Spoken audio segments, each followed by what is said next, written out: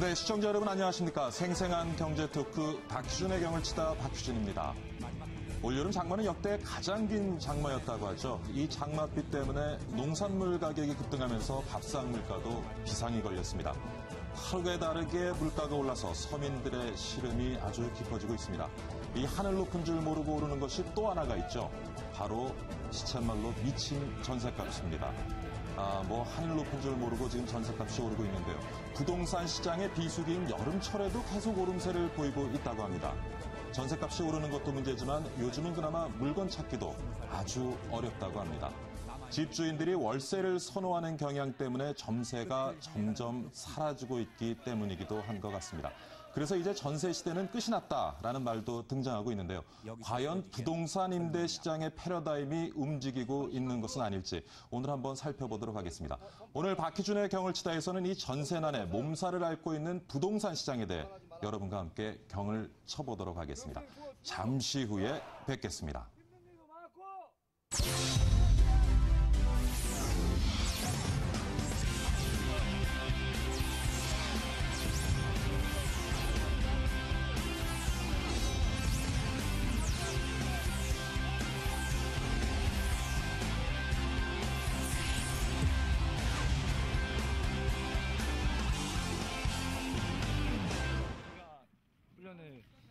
끝낼 수 있을까? 네, 전셋값이 심상치 않다는 얘기가 사실 최근 몇 년 사이에 계속된 얘기였습니다. 그런데 요즘 들어 그 정도가 점점 더해지는 것 같습니다. 어느 정도인지 시장 상황을 직접 한번 살펴보도록 하겠습니다. 오늘은요, 부동산뱅크 장재현 팀장 전화 연결돼 있습니다. 안녕하십니까, 팀장님? 예, 안녕하세요. 네. 최근에 전셋값, 미친 전셋값이란 말이 나올 정도로 급등했다고 하는데 지금 어느 정도입니까? 예, 요즘은 전세 물건이 없어서 애타는 세입자들이 많으실 텐데요. 네. 실제 전셋집 풍경상을 겪으면서 전셋값이 급등하고 있는 추세입니다. 부동산 뱅크 조사에 따르면 현재 서울 지역의 평균 전셋값은 2억 7,773만 원입니다. 예. 이어 경기도가 1억 6,200만 원, 인천시가 1억 1,000만 원 정도 선인데요. 예. 서울 평균 전셋값은 10년 전 개포동 개포주공 아파트 가격보다도 높은 수준이고요. 예. 현재로 따지자면 강북권 전용 59제곱미터 아파트들과의 가격과도 비슷하다고 볼 수 있습니다. 이렇게 전셋값도 많이 올라오는데요. 지난 1년 동안 서울 아파트 전셋값은 약 4.43%, 돈으로 환산하면 약 1,200만 원 정도가 올랐고요. 예. 경기도가 3.16%, 그다음에 인천이 약 2.95% 등으로 올랐다고 보시면 됩니다. 지금 전셋값이 매매가에 어느 정도 수준에 와 있는지요? 거의 한 70%가량 왔다고 보시면 됩니다. 예. 거래량은 좀 어떻습니까? 전세 거래는 오히려 줄고 있는데요. 예를 들어 이제 서울시 같은 경우에는 지난 7월 약 9,100여 가구 정도가 거래됐는데 반해 올해는 약 7,900여 가구로 지난해보다 약 13.3% 정도가 떨어졌습니다. 예. 이렇게 거래량이 줄어든 이유는 우선 이제 전세 재계약이 늘면서 신규 계약이 줄었다는 점과 또 집주인들이 경기 불황으로 인해서 전세보다는 월세를 더욱 선호하게 되면서 월세라든지 반전세 등이 늘어나고 있는 것이 큰 원인으로 분석됩니다. 공급이 줄어드는 데서 조금 이유를 찾을 수가 있겠군요. 예. 반면에 지금 매매가는 어떻습니까? 매매가 같은 경우에는 오히려 떨어졌는데요. 지난 1년 동안 서울은 2.46%, 경기도는 2.76%, 인천광역시는 약 3.4% 정도가 집값이 하락하고 있습니다. 정부가 4.1 대책 이후 집값이 오르고 거래량이 늘었다고 했지만 실제 조사 결과는 단기간 상승한 것으로 지난 1년에 비해서는 집값이 계속 떨어지고 있는 것으로 나타나는데요. 결국에는 전세값은 계속 오르고 있는데 반면에 이제 집값은 계속 떨어지고 있고 또 앞으로 이런 추세는 계속 이어질 것으로 보입니다. 예. 당분간 이런 추세가 좀 이어질 것이라고 말씀을 하시는데 한 어느 정도 지속되리라고 예상하시는지요? 한 1년에서 한 2년 정도로 보고 있는데요. 실제 정부가 공급량을 늘리겠다고 발표했지만 공급량을 늘리는 데는 신축 기간이라든지 물량 확보의 시간이 한 2, 3년 정도는 걸리는 만큼 내년 하반기까지는 전세값이 계속 오를 것으로 보입니다. 여기다가 이제 전세보다는 월세가 늘어나면서 임대 시장이 서서히 렌트 주택들로 이제 수요나 공급이 채워지면서 아무래도 전세값은 계속 오르고 또 전세 풍경상도 계속 이어지지 않을까 이렇게 보고 있습니다. 네. 오늘 부동산뱅크의 장재현 팀장과 함께 전세 시장 같이 한번 점검해 봤습니다. 오늘 전화 연결 감사드립니다. 예, 고맙습니다. 특유의 기합과 함께 시작된 고등 산악 훈련은 육군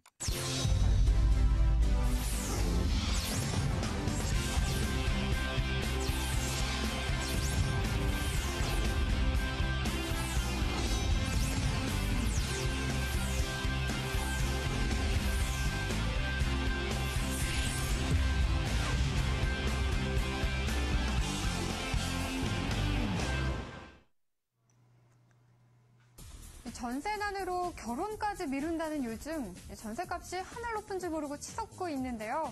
고공행진을 이어가고 있는 전세값. 부동산 시장에서 전세난을 몰고 온 요인들은 무엇이 있을까요? 지금부터 살펴보도록 하겠습니다. 먼저 인구 구조의 변화를 들 수가 있습니다. 90년대까지만 해도 한 가구 수의 가구원 수는 보통 4인인 경우가 대부분이었죠. 그런데 최근 통계청 발표를 보면 2012년 기준 1인에서 2인 가구가 총 743만 가구로 전체 가구의 43.3%를 차지하고 있다고 합니다. 바로 이 1, 2인 가구들이 집을 소유해서 이 주거의 대상으로 바라보기 시작했고요. 이들을 대상으로 한 수익형 부동산, 그러니까 월세 임대가 늘어나면서 이 전세 공급이 많이 줄어드는 요인이 된 것이죠. 여기에 불투명한 주택 시장의 전망이 이 전세난의 중요한 요인이 됐습니다. 부동산 경기가 오랫동안 침체되면서 집값에 대한 기대감이 사라지고 매매 수요는 점점 전세 수요로 이렇게 옮겨가고 있는 상황인데요. 여기에 계속되는 저금리 기조도 전세난을 가중시키는 요인이 됐습니다. 집주인들이 낮은 예금 금리보다 이 수익 구조가 더 나은 월세 임대를 선호하게 되면서 전세를 반전세나 월세로 바꾸기 시작했고요. 이것이 결국 전세 공급을 줄이면서 이 전세난의 원인이 됐다, 이런 얘기입니다. 상황이 이렇게 되자 잠재적인 매매 수요였던 중산층은 매매 대신 전세로, 또 저소득층은 감당 안 되는 전세 대신 월세로 전환하고 있습니다. 전세 공급은 줄고 또 수요는 더욱더 늘어나고만 있는 것이죠. 저소득층의 경우 전세에서 월세로 옮기게 되면 전보다도 연평균 577만 원의 비용이 더 들어간다는 것인데요. 그 결과 소득의 30% 이상을 집세로 소비하는 일명 임대료 과부담 가구 또한 많이 증가하고 있는 상황입니다. 과연 이러한 변화들, 전세제도의 증언을 고하는 이 변화들일까요? 전세 난민이 속출하는 우리 부동산 시장의 대안은 무엇일까요? 계속해서 이 내용 이어가도록 하겠습니다. 경을 쳐주세요. 네, 김다정 캐스터 잘 들었습니다. 김다정 캐스터는 M&E에서 지금 생방송 부동산을 진행하고 있죠. 그래서 좀 더 생생한 정보를 들려주신 것 같습니다. 자, 김다정 캐스터가 얘기한 대로 이제부터 경을 한번 쳐보도록 할 텐데요. 오늘 함께 경을 칠 분들 소개해 드리도록 하겠습니다. 먼저 연세대학교 도시공학과의 김갑선 교수 나오셨고요. UNR 컨설팅의 박상원 대표 나오셨습니다. 안녕하십니까? 네, 안녕하십니까? 네. 야, 좀 전에 보셨지만 전세값이 지금 아주 폭등을 했습니다. 그래서 네. 매매가의 한 70% 수준까지도 육박해 있는데 이 현상 어떻게 보세요, 교수님? 네, 저는 일단 아까 김대정 캐스터도 말씀하셨다시피 예. 수요에 비해서 공급이 적기 때문에 당연히 가격이 올라가는 현상이라고 보고요. 그럼 저는 수요는 늘어나고 있고. 그 수요는 수요자 입장에서는 전세금을 놨다가 보증금을 찾아가면 아무 큰 부담 없이 주택을 사용할 수 있기 때문에 당연히 수요는 많은 데 비해서 공급하는 사람들은 전세금 보증금을 가지고 대체 투자 수요가 아무 데도 없는데 예. 그거를 굴릴 데가 없는 거죠. 그러다 보니까 당연히 전세보다는 월세를 선호하게 되고 당장 매달 들어오는 월세 수입에 의존하는 형태로 가게 되니까 당연히 전세를 주려는 사람은 적고 전세로 들어오려는 사람 많고 그러다 보니까 전세 가격이 올라가는 기현상이 나타날 수밖에 없겠죠. 지금 이제 수요는 늘어나고 공급은 줄고 이러다 보니까 아무래도 시장에서 지금 전세가가 폭등하고 있는 것 같은데 자, 이제 전세제도가 외국에도 있습니까? 네, 우리나라만 있는 독특한 시장입니다. 예, 예. 아무래도 대부분 임대차 시장, 특히 월세가 이제 많이 발달돼 있는데요. 예, 예. 실제적으로 유럽 같은 경우도 이 집값이 안정이 되다 보니까 공급량도 이제 100% 넘다 보니까 우리는 보통 2년에 한 번씩 이렇게 재계약하지 않습니까? 근데 거기 같은 경우 보통 이제 5년, 10년씩 계속 이제 살고 있고 한 번씩 이제 월세를 올리려면은 전체적인 그 회의를 또 마을 회의를 거쳐가지고 해야 되기 때문에 월세 올리면 쉽지도 않고요. 일본 같은 경우도 임대 시장이 월세 위주이기 때문에 예. 전반적으로 그 월세에 대한 그 비용이 상당히 더 비쌉니다. 그래서 우리나라 같은 경우 보통 계약서가 이제 2장으로 해서 이게 계약하지 않습니까? 근데 보통 이제 월세 시장이 발달된 나라는 보통 계약서만 20장, 30장 되다 보니까 여기에 더 못 하나 박는 저도 미국에서 지낼 때 이제 월세를 주로 그렇습니다. 살았는데 계약서가 상당히 비용이 한 20장 정도 되죠. 다 못 읽어보겠더라고요. 그렇습니다. 그렇게 해야만이 실제적으로 우리가 이제 월세에 넘어가는 가독이기 때문에 예. 그런 시장인데 아직까지는 우리가 이제 전세가 이제 상당히 근데 세계적으로 지금 여러 가지 이제 나라 예를 말씀해 주셨는데 대부분 월세 제도를 가지고 있는데 네. 우리나라에만 유독 이렇게 전세 제도가 발달한 이유는 어디 있나요? 그러니까 그동안 네. 이제 주택 가격이 굉장히 급등하지 않았습니까? 예, 예. 그러면 이제 주택을 구입하는 사람 입장에서는 전세를 끼고 사면 예. 자기가 원래 가격에 돈이 없어도 대출 예. 받은 거 반, 전세 반 해가지고 집을 하나 구입할 수가 있는 거죠. 그러니까 그러다가 집값이 폭등했던 것이 폭등했던 하나의 원인이고. 그렇죠. 예. 그 폭등하는 시기에서는 예. 자기가 아무 돈이 없어도 집을 하나 구매를 해서 전세를 줬다가 가격이 올라서 팔면 매매 차익이 발생하니까 당연히 전세를 그러니까 전세 끼고 수용할 수 내 돈 있는 덜 거죠. 들여갖고 집을 산 다음에 그렇죠. 차익이 발생하면 또 네, 이익을 할수 취할 있는 수가 있고. 그렇죠. 근데 외국에서는 그런 게 안 발생하니까 당연히 전세라는 제도 자체가 없었고 예. 저희도 이제 논문을 많이 쓰다 보면 전세하면 이렇게 위에다가 표시를 하고 한 두세 줄 설명을 해야 예. 됩니다. 디파짓을 냈다가 2년 외국 후에는 학술 제도문을 낼 그렇죠. 때. 2년 예. 후에는 다시 가져가는 제도다 그러면 다 이게 주인이 왜 이걸 하느냐 자선 사업하냐라고 이제 반응이 나오죠. 네. 예, 그럴 정도로 주인한테는 메리트 없는 제도인데 이게 주택 가격이 상승하기 때문에 떠받쳐 왔던 겁니다. 그러니까 근데 주택 시장이 네. 성장기에서는 가능한 시장이겠군요. 그때 뭐 가격이 오른다고 성장한다고 볼 수는 없는 거고 그것도 이제 우리가 공급이 부족한 상태였기 때문에 예. 그런 현상이 나타난 거죠. 주택을 하나의 그 여지껏 재테크 수단으로서 중산층에 올라가는 수단으로서 이제 그 주택 아파트를 예. 이제 많이 선호를 했습니다만은 이제는 뭐 시장에 이렇게 상당히 월세가 이렇게 많이 있는 시기도 없었거든요. 예, 예. 이제는 주택을 하나의 거주 수단으로 점점 생각을 하고 있고 이번 그 정부에서도 그 주택의 그 전세가 실제적으로 주택 부족하냐 그것도 아닙니다. 공급과 수요의 미스매치인데요. 지금 저 국내 시장에서 주택 보급률이 어느 정도? 보급률은 뭐 지역별로 틀리겠지만 이미 서울은 이미 뭐 100%가 이미 그렇습니까? 됐고요. 전국적으로 봤어도 지금 뭐 인천 같은 경우도 한 110% 정도. 그래서 과잉 공급이 되어 그렇습니다. 있네요. 근데 예. 문제는 지방은 과잉 뭐냐면요. 공급이요. 지금 아파트를 지어놓고도 네. 빈집이 분양이 안 많아요. 되죠. 빈집이. 그래서 가격 같으면은 집값이 오르고 이제 다주택자에 대한 혜택이 예. 많았기 때문에 예. 외곽에 집을 사서 전세입자한테 이제 전세를 주고 이런 입장이 있는데 지금 실제로 빈집이 상당히 좀 많은 지경입니다. 그 다음에 도심권에서도 아파트 말고 다세대나 다가구 뭐 이런 주택들은 지금도 빈집이 많고요. 정부에서도 지금 거래 활성화 대책이 나오고 있지만은 또 나오는 게 서민들의 전세자금을 대출을 많이 해줍니다. 그래서 어떻게 보면 일각에서는 자꾸 거래가 되게끔 유도하면서 다주택자들이 여유주택을 전세를 놓게끔 하는 이런 대책이 나와야 되는데 대출을 저리로 정책자금으로 많이 해줍니다. 그래서 2년 만에 전세자금 대출이 무려 7개 은행에서 나간 게 2년 만에 거의 한 3배 정도 늘었거든요. 예, 예. 그래서 뭐 2011년 7월에 3조 5천억인데 지금 10조가 넘어버렸습니다. 그래서 전세자금 대출할 때 또 보증서를 끊거든요. 예. 보증서도 지금 뭐 주택금융공사 전세 보증금 잔액이 지금 2010년 말에 9조 5천억이 지금 19조거든요. 그러다 보니까 어느 정도 능력이 있는 분들조차도 예. 대출을 받아가지고 예. 집을 안 사고 전세로 계속 눌러앉는. 그러다 보니까 전세를 계속 높여주는 거죠. 계속 레이스를 하다 보니까 부족한 전세가 계속 이제 올라가는.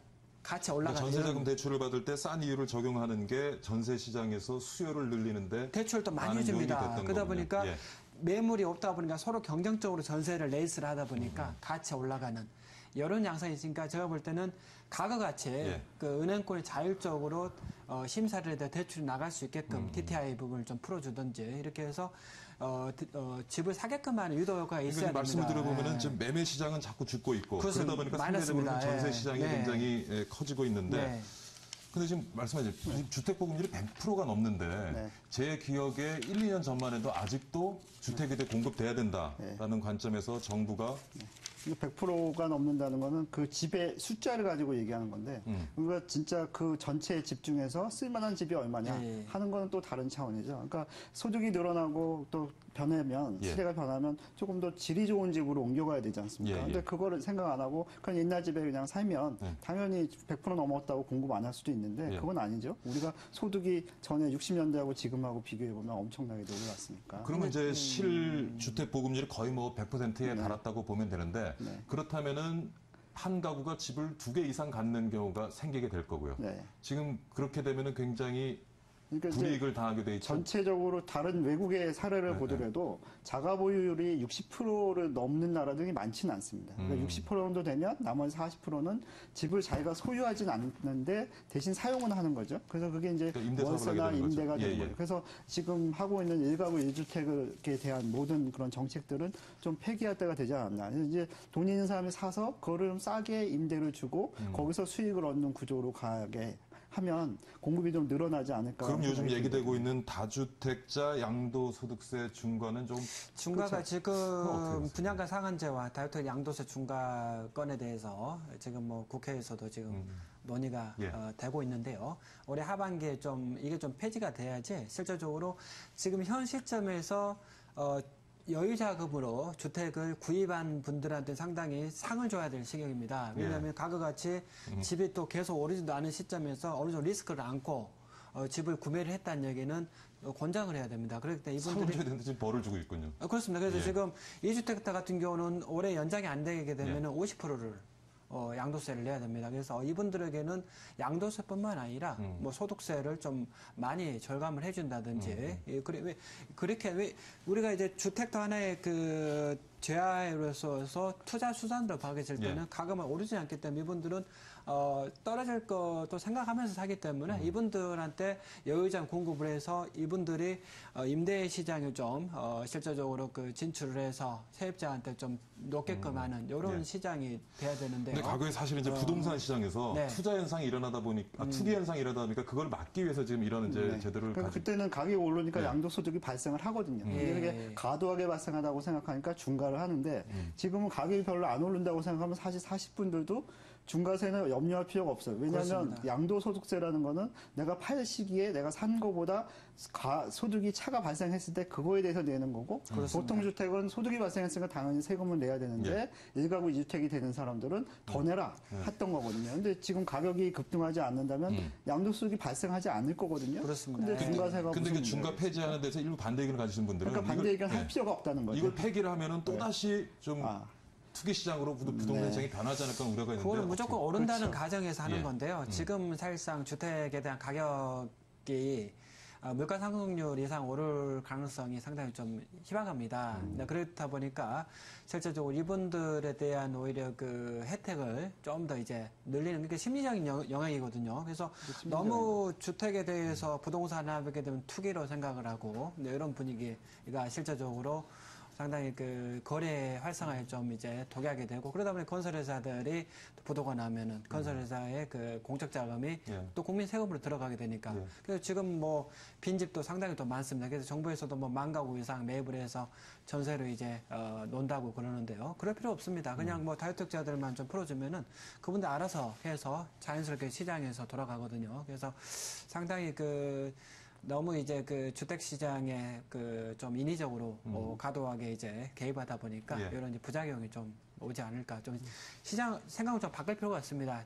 다주택자들은 이제는 좀 좋은 의미로 주택 시장에 좀 참여시켜서 또 좀 어느 정도 소득세를 좀 많이 경감해주고 좀 박수를 좀 많이 쳐줘야 된다 이렇게 보시면 될 것 같습니다. 예. 그러니까 지금 우리 부동산 정책의 네. 패러다임이 좀 바뀌어야 네, 네. 되겠군요. 그렇죠. 바뀐 게 10년 전부터 바뀌었어야 되는데 또 그 2002년 이때 막 갑자기 또 가격이 급등하면서 그런 게 좀 많이 없어졌던 것 같습니다. 그러니까 글로벌 스탠다드로 가면서 예. 이제 외환위기 이후에 많이 좀 바꾸자, 선진화하자라고 했었는데 잘 안 된 것 같고요. 이제 또 한번 그런 시기가 온 것 같습니다. 그러니까 지금 뭐 여러 가지 이유가 있기 때문에 첫 번째로 언급될 수 있는 것이 매매 시장이 죽다 보니까 네. 상대적으로 지금 전세값이 폭등을 하고 있는데 그렇다면 좀 매매 시장을 우리가 활성화시킬 필요가 있는데 네. 그 중에 하나의 지금 방안이 다주택자 양도소득세 중과를 좀 폐지하는 네. 것이 있겠고요. 또 현 시점에서 어떤 패러다임에 어긋나는 그 정부가 갖고 있는 뭐 규제라든가 정책들 어떤 것이 있습니까? 그래서 정부가 하는 것보다는 지금 뭐 야당에서는 뭐 전월세 상한제 얘기를 하고 있죠. 그래서 그게 상한제라는 게 예. 우리가 분양가 상한제 폐단도 받듯이 그게 너무 임시 단편적인 그쵸. 접근인지 모르겠어요. 네, 그래서 지금 뭐 여당과 야당에서는 그걸 빅딜로 해서 바꾸자, 예. 중과세 폐지하고 그 전월세 상한제 이런 거는 별로 이렇게 바람직한 논의는 아닌 것 같습니다. 그건 굉장히 이건 반시장적인 또 제도가 그렇죠. 규제가 되는 거겠죠. 네, 그래서 좀 임대 시장을 활성화하기 위해서 예. 공공이 분명히 해줘야 되는데 공공에도 한계가 있지 않습니까? 재정도 한계가 예, 있고 예. 그래서 민간의 민간의 임대주택 같은 걸 좀 활성화하는 정책을 좀 많이 썼으면 좋겠다라는 게 저희 바람이죠. 그러니까 전세값을 좀 줄이려면 매매 시장을 활성화해야 되는데 그건 좀 장기적인 접근이 이루어져야 되다 보니까 네. 지금 정부에서 내놓고 있는 게 돈 안 드는 뭐 전세 대출, 목돈 안 드는. 근데 뭐 그것이 처음에 발표가 됐을 때는 굉장히 환영을 시장에서 받은 것 같은데 네. 최근 와서 보면 좀 실효성에 의문이 많이 제기되고 있는 것 같아요. 그게 그 이제 제도가 어떤 건지 뭐 좀 설명을 좀. 그거는 이제 어떤 취지에서 됐냐면 예. 이제 세입자가 갑자기 2-3천만 원을 올려달라고 하면 그 3천만 원 구하기 어렵지 않습니까? 자기 연봉이 3천도 안 되는데 그런 사람들이 대출을 받으면 굉장히 무리하게 받는다는 거죠. 이율이 높죠. 이율이 높죠. 예. 그래서 그거를 주인이 대신 자기가 집을 담보로 제공했을 때는 주인의 담보 그 능력이 있기 때문에 훨씬 싼 이자로 얻을 수 있다는 겁니다. 그래서 저희가 뭐 모든 전세를 다 이렇게 하자라고 얘기한 건 아니고 이제 지금 가격에서 조금 올리는 사람들. 근데 올리는 분들도 또 이유가 있을 수가 있거든요. 갑자기 애가 학교를 간다든가 뭐 해서 갑자기 목돈이 생기고 그래서 전세를 올려달라 이런 경우도 있으니까 이런 예. 분들은 선의에 올리는 사람들에 대해서 은행에서 대출을 해주면 당연히 이자율이 낮으니까 훨씬 더 편하게 갈 수 있고 그 이자는 세입자가 내게 하자라는 거죠. 그러면 세입자는 그 이자 부분만 내면 되니까 훨씬 자기가 자기 명의로 대출 받는 것보다는 좀 싸게 대출을 받을 수 있다. 그런 취지에서 이제 제안된 제도입니다. 뭐 이게 들어보니까 좋은 제도인 것 같은데 네. 대표님 어떻게 실효성이 좀 있다고 보세요? 취지는 예. 상당히 좋습니다. 좋죠. 아무래도 대선 예. 공약이기 때문에 여기에 대해서 상당히 또 논쟁이 많은. 이 공약 만들 때 관여를 많이 하셨죠? 네, 같이 예. 있었습니다. 상당히 좋습니다. 예. 그렇지만은 실제적으로 집주인 입장에서 제가 뭐 100여 명 정도 이렇게 강의를 하면서 물어봐도 다 반대를 하고 있습니다. 왜냐하면 지금 전세 가격이 이 전세 놓자마자 바로바로 나가고 결혼 시장에서 맞습니다. 가형 세입자를 위해서 주인이 은행 가서 대출을 받게끔 하는 이런 게 되겠느냐. 지금 정부에서는 지금 세제 부분에서 일부 뭐 소득공제라든지 300만 원 한도에서 이자 납부액의 뭐 40% 소득공제. 그다음 이것도 이제 그 한도가 있거든요. 예. 뭐 수도권이 한 3억, 지방이 2억, 그다음에 수도권이 또 5천만 원, 그다음 지방이 뭐 3천만 한도에서 그 한도가 있기 때문에 이렇게 한다고 봤을 때는 일단은 뭐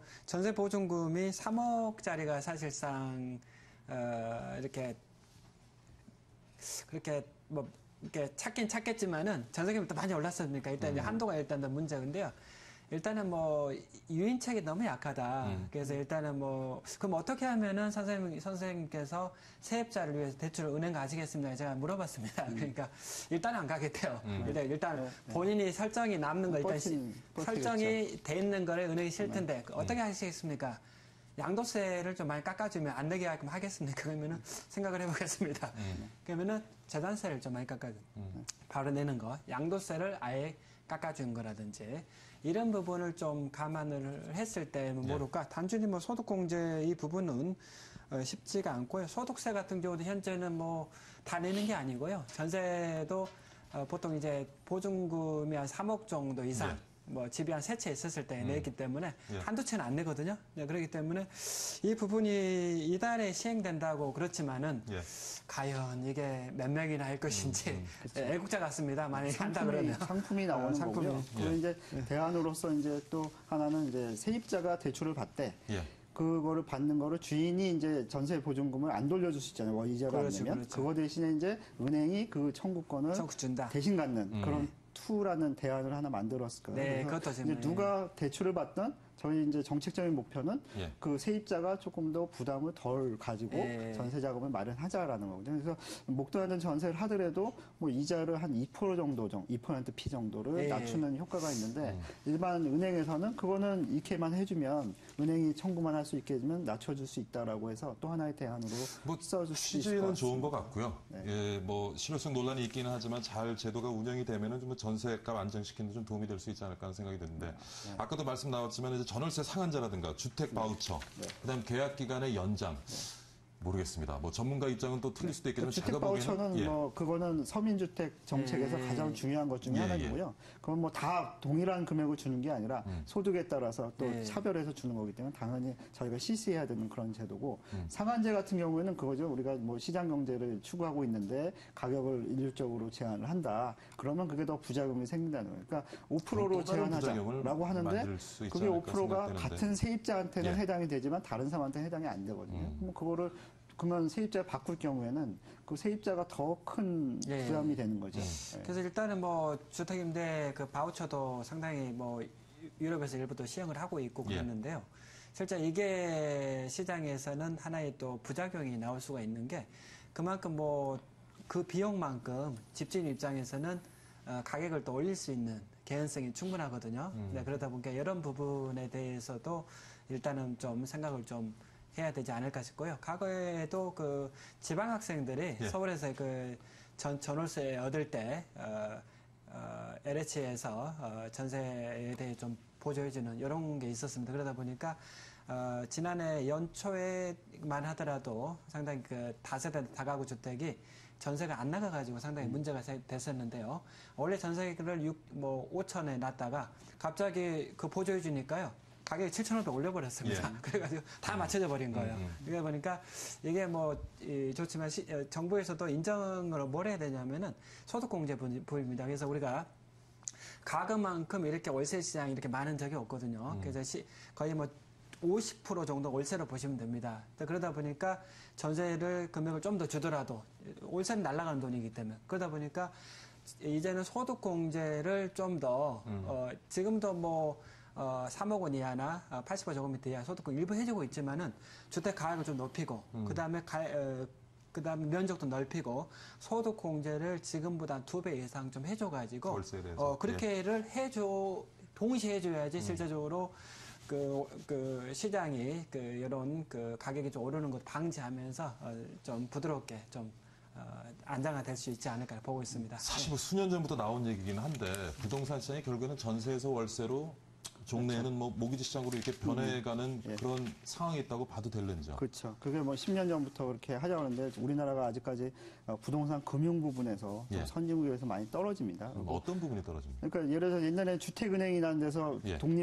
아주 독점해서 예. 금융을 했고 지금도 모든 금융 그 전체 금액 중에서 부동산을 차지하는 거 한계를 두고 있는 걸로 저는 알고 있거든요. 예. 모든 우리은행이나 뭐 모든 시중은행에 대해서 그러면 안 되는 거죠. 그러니까 외국의 은행들은 즉 그 IB 외에는 다 뭐 대부분의 것이 이제 그 부동산 상품에 많이 투자가 돼 있는데 지금 그런 게 안 돼서 상품적인 측면에서 큰 문제가 있다. 그리고 우리 그 교육을 잘못 배워서 돈을 꿔서 뭘 산다 이런 건 별로 안 좋아하는 걸로 배웠잖아요. 어렸을 때부터. 예. 그래서 그런 것도 하나 풍토가 아닐까. 그래서 금융이라는 부분에 대해서 조금 더 우리가 면밀하게 접근을 해야 되지 않냐. 그 예. 다양한 상품도 개발하고. 그래서 자꾸 정부가 개입을 해서 뭐 이걸 하고 이걸 하지 말자 이런 게 아니라 그냥 자발적으로 많이 생기는 그런 금융 상품에서 저희가 부동산을 채택하고 예. 월세가 아깝다? 이게 아까우면 몰개지도 사야 되는 거죠. 그러니까 그러면서 이제 두 가지로 가야 되는 건데 그거를 이제 이쪽으로 가라 이런 건 아니라는 거죠. 그러니까 자기나 개인의 형편에 따라서 소득이라든가 또 자기의 구성도 있지 않습니까? 예. 직장 같은 것도 임시로 있다가 어디로 이사 가야 된다. 그러면 하나를 사놓는 게 굉장히 부담스러운 거죠. 그럴 때는 월세를 사용하되 근데 한 곳에 장기적으로 있을 사람들은 몰개지 통해서 집을 사는 방향으로 가야 되겠죠. 그래서 그런 거를 좀 유도하는 그 다양한 상품들을 개발해서 제공하는 것이 맞다라고 저는 생각합니다. 그래서 선진화된다는 의미는 뭐 다양한 옵션들이 있는 거거든요. 내가 선택할 수 있는 그런 걸 제공할 수 있게 해야 되는 건데 너무 정부 규제도 강하고 간섭도 강하고 그리고 또 그 은행권도 마찬가지지 않습니까? 우리 금융권들도 규제가 많으니까 뭐 만들고 싶어도 못 만드는 상품이 되게 많거든요. 그런 것들을 좀 자유화해야 그 선진 금융 시스템하고 같이 경쟁을 해야 이게 다 풀릴 수 있는 문제가 아닌가라는 생각이 듭니다. 사실 뭐 지금 여러 가지 얘기가 나왔습니다만 전세가 폭등하고 있는 게 좀 부동산 시장이 죽은 것도 큰 몫을 하고 있는데 우리 전체 경기를 봐서도 부동산 경기는 좀 살릴 필요가 있지 않은가 생각이 돼요. 사실 근데 저는 늘 불만이 부동산 경기 얘기 나오면 자료화면으로 보통 자료가 나오는 것이 다 개포동, 대치동, 네. 압구정동 자료화면에 나오거든요. 네. 그러다 보니까 이 부동산 얘기가 나오면 부자들 얘기 같은데 네. 사실은 부동산 관련된 건설 업종에 종사하는 대부분은 서민층이 많거든요. 네. 그러다 보니까 건설 경기, 부동산 경기는 어떻게 보면 서민 경제와 직접적인 연관이 있는 부분인데 이게 지금 너무 장기적인 침체에 빠져 있는 것이 아닌가. 근데 사실 뭐 이명박 정부에서도 18번인가요? 부동산 관련된 대책들이 발표됐는데 하나도 시장에서 먹히지를 않는 거죠. 그러니까 막 던지기는 던지는데 시장은 살아나지 않고. 그게 뭐 살아나는 게 세계 경제하고도 연관이 있고 우리가 기대하는 소득 수준이라는 게 있기 때문에 거기에 따라 합리적인 그 소비 선택을 해야 되지 않습니까? 그러다 보니까 당연히 집에 대해서는 예. 조금 더 다른 거가 더 먼저기 때문에 좀 이게 우선순위에서 뒤처졌다라고 볼 수가 있겠죠.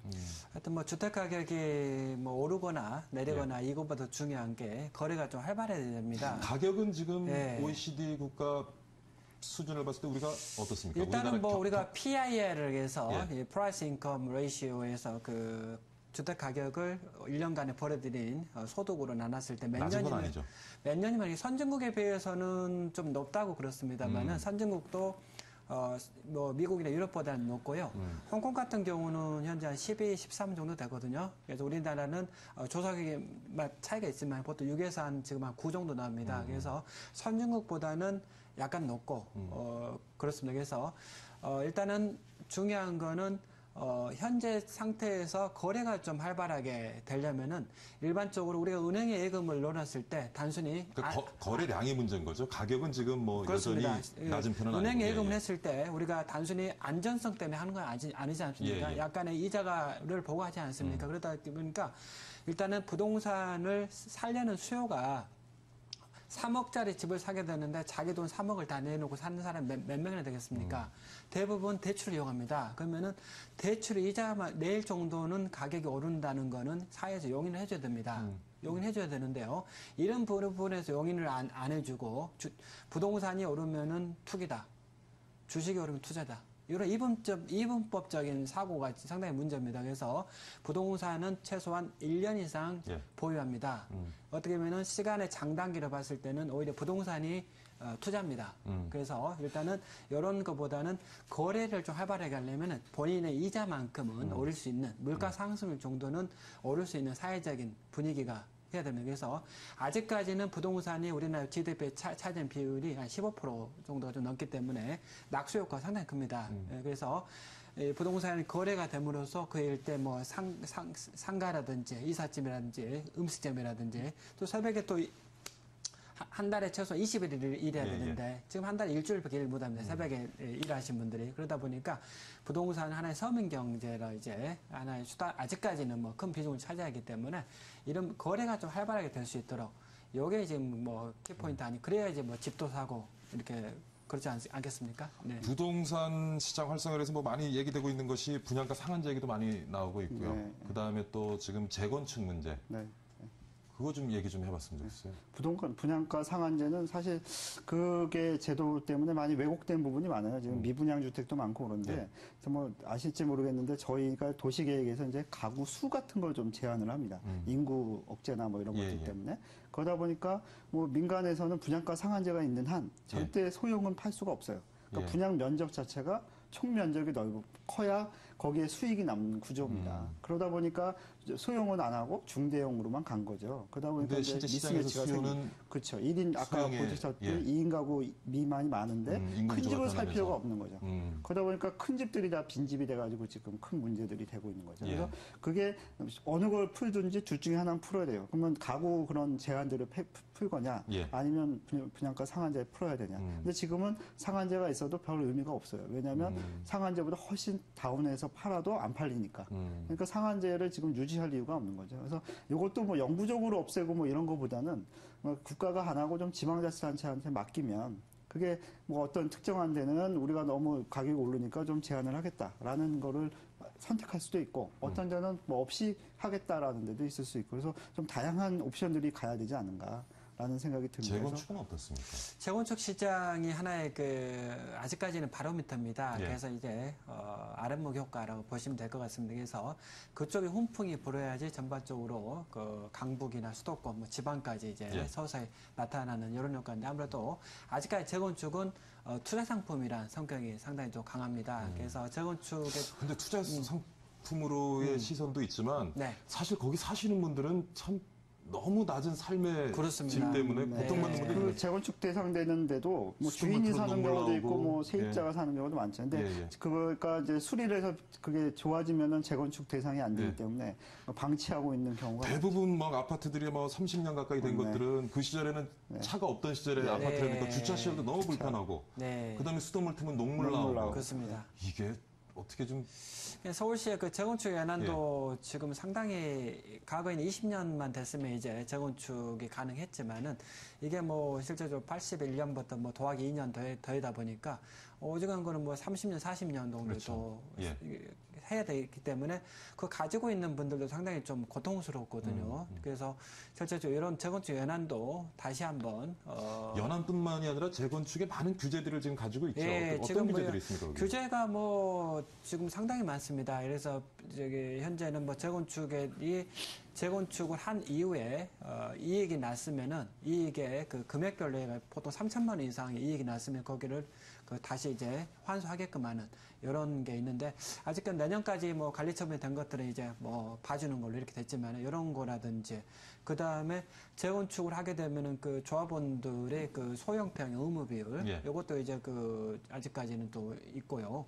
지금 뭐 그러다 보니까 근데 어차피 지금 소형의 어떤 시장에서의 수요가 늘어나고 예. 있는 중대형 수요가 줄어들고 예. 있으니까 그것도 규제로 두고 관리할 것이 아니라 시장에 맡기면 맡기고 조금 더 활성화를 해야 되겠죠. 그러니까 예. 재건축이 그동안은 예. 뭐 재개발도 마찬가지지만 정부가 안 했어요. 왜? 이익이 남았기 때문에 도움은 안 줬습니다. 재건축하고 재개발하면 뭐 학교도 더 새로 져야 되고 막 하면 그 사업자들이 분담을 했어요. 그래도 수익이 남았습니다. 근데 그게 안 된 거가 결정적인 게 1대1 건축을 하기 시작했습니다. 그럼 100세대였다면 네. 재건축을 해도 100세대밖에 안 돼요. 그러면 자기가 돈을 내지 않으면 안 되는 거죠. 그러니까 그거를 이제 추가 부담금이라고 하는데 그렇죠. 그 부담금 자체가 엄청나게 비싼 겁니다. 낼 수가 없는 정도가 돼. 전에는 이제 추가적으로 더 져서 그거를 일반 분양해서 거기서 나온 수익 가지고 나머지 사람들 다 늘려줬거든요. 그러니까 이게 재건축이 갈 수 있었단 말이죠. 예. 근데 이제는 안 됩니다. 그러면 어떻게 해야 되냐? 늘어나는 거 비용에 대해서 일부분 정부가 해야 될 건 해야 되는 거죠. 그러니까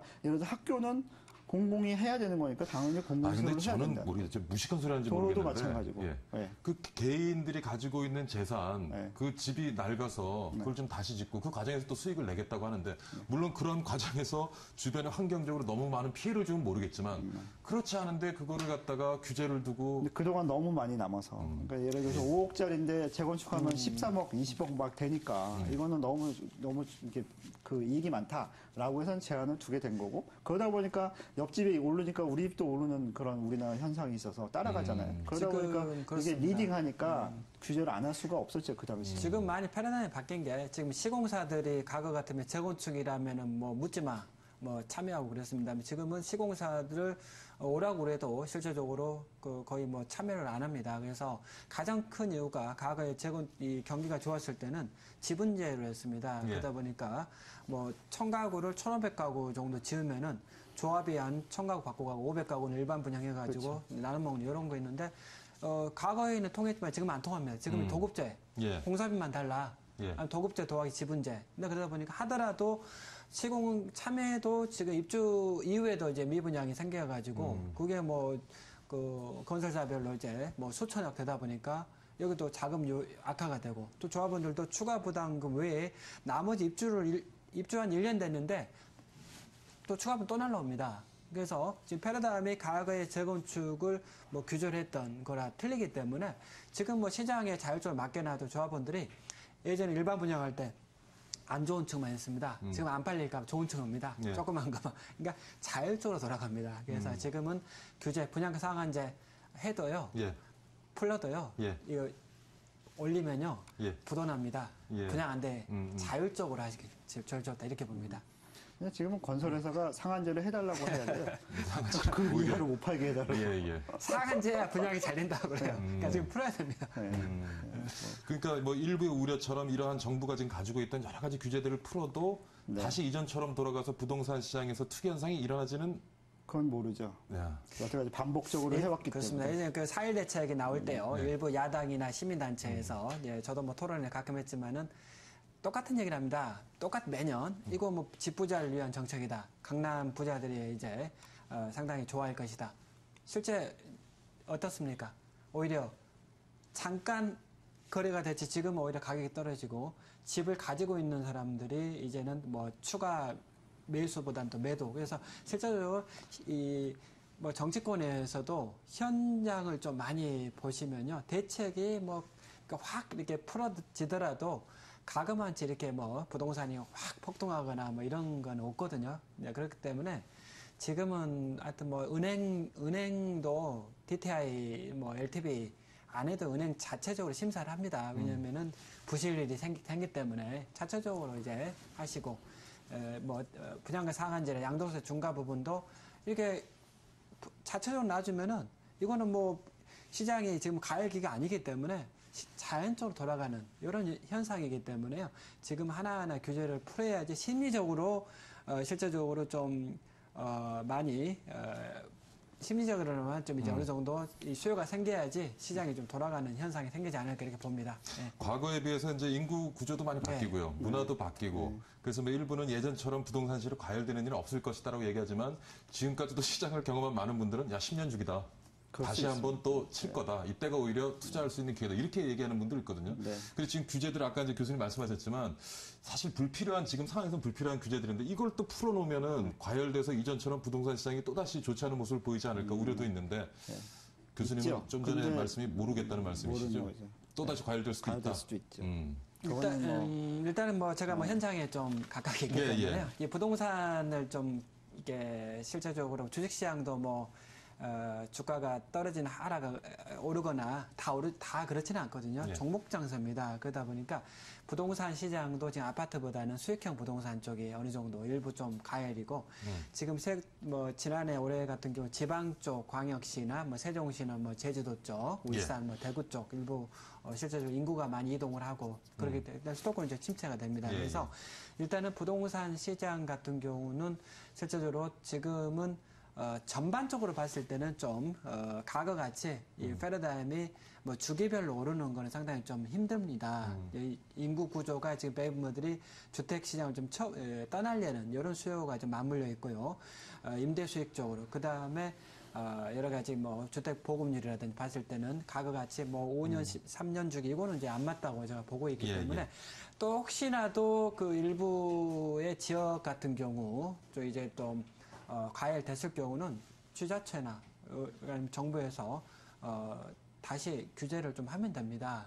규제하기 때문에 일단은 너무 과거에 같이 뭐 부동산이 그러기 힘들고 일부 반등할 수는 있겠죠. 그렇지만은 뭐 1년에 뭐 몇십 프로 오른다는 거는 앞으로 없다라고 보시면 될 것 같습니다. 주택부를 봤을 때는. 얼마 전에 논란됐던 그 취득세 문제 그 부분은 어떻게 보세요, 교수님?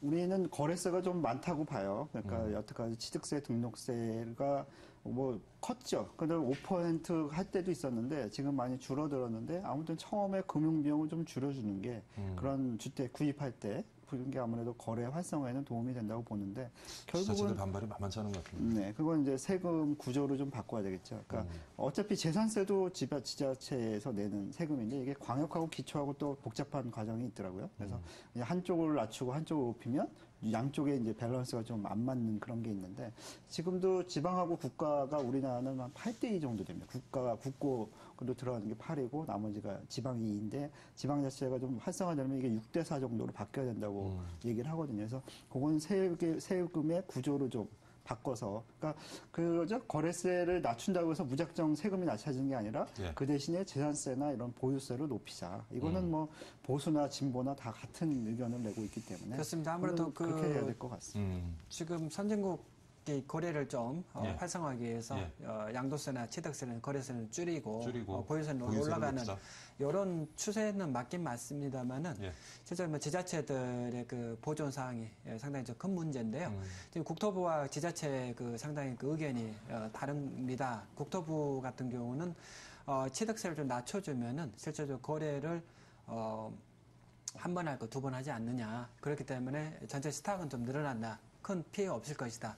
지자체 입장에서는 당장 뭐 연구조사를 뭐 서울시 같은데 서울시의 산하연구기관에서 또 연구를 했더라고요. 그래서 팔은 안으로 굽듯이 역시나 연구자료가 취득세를 인하하게 되면은 세수 줄어든다 이렇게 연구가 나왔습니다만 이거는 뭐 어느 말이 맞는지는 좀 이제 봐야 될 것 같지만은 일단은 그래도 취득세를 좀 인하하는 게 좀 거래를 좀 상당히 좀 하는데 도움이 될 것 같고요. 이제 문제는 취득세 인하가 될 때까지는 지금 올스톱입니다. 예. 당장 그래서 소급이 상당히 그거 중요하다고 말고도 그래서. 뭐 국민주택 기금에 들어가는 네. 주택 채권도 사야 되고 예. 네. 그 처음에 초기 비용이 많이 가도하게 되거든요. 그러니까 집값이 뭐 3억이다 해도 실제로 더 들어가야 되는 문제들. 그렇죠.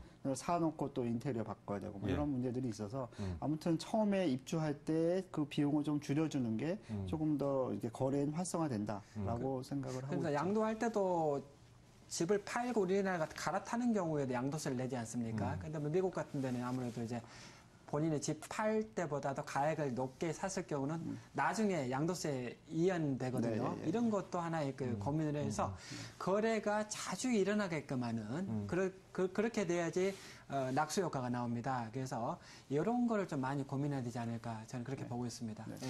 그래서 저는 이게 딴 얘기인지도 모르겠는데 부동산 매매 시장이 좀 죽다 보니까 문화적인 영향도 있겠지만 요즘 젊은이들이 이전에는 이제 뭐 열심히 일을 해서 집을 사고 이러는데 이제 뭐 집 살 필요 없다. 예. 그때 그냥 주거할 공간만 있으면 된다. 이러다 보니까 이런 것들이 좀 너무 지나친 해석인지 모르겠지만 젊은이들의 과소비 문화도 또 만들어내는 것 같아요. 근데 저희가 옛날엔 땅 문서가 굉장히 중요했었는데 집 문서하고 별로 중요한 거 아니거든요. 저는 그게 트렌드가 맞다고 봐요. 그래서 우리가 이제 해야 될 게 1가구 1주택 그 정책을 좀 이제는 포기할 때가 되지 않았나. 그 워낙 자기가 사용만 하면 되는 거죠, 집을. 그걸 꼭 제가 소유해야 되는 건 아니거든요. 그러니까 은행이 소유하든 공공이 소유하든 아니면 돈이 있는 분이 소유해서 빌려주던. 지금 이게 사회적으로 싸게 하면 되는데 아까 보니까 이제 개인적으로 부담이 30%까지 간다고 하더라고요. 이건 좀 높은 거고 저희가 이제 교과서에서는 왜 그게 나왔는지 모르겠는데 어포더빌리티 얘기할 때 20에서 25%. 그 정도를 주거에 소비하면 적정한 소비다라고 얘기를 하고 있습니다. 그러니까 지금 30% 수준에 와 있는 거는 조금 과도한 거죠. 과도하군요. 그 월세가 너무 비싼 거죠. 그러니까 그걸 좀 낮추면서 하려면 예. 조금 1가구 1주택 이런 정책들을 좀 포기하면서 돈 있으신 분이 이제 사서 싸게 좀 월세를 주는 방향으로 좀 전환을 해보자. 그런 데서 이제 나오는 아이디어들이 이런 것도 있어요. 이제 만약에 자기가 집을 사가지고 공공한테 맡겨서 한 10년 이상 임대를 주도록 맡기자. 자기가 이제 월세를 주거나 하지 말고. 그러면 이제 공공이 관리하기 때문에 월세를 많이 올리지 못하죠. 안 올리겠죠. 그러면 좀 싸게 저렴하게 월세를 가. 대신에 그 집에 대해서는 뭐 상속세를 낸다든가 뭐 이럴 때 조금 특혜를 주자. 혜택을 주자. 그러면 자기 자식한테 주기 위해서 그거를 공공한테 맡기지 않겠냐라는 거죠. 그러면 서민들은 싸게 월세를 내면서 집을 소비할 수 있기 때문에 서로 윈윈하는 것이 되지 않겠냐라는 거를 이제 조금 그런 얘기도 나오고 있습니다. 그런 정책들도.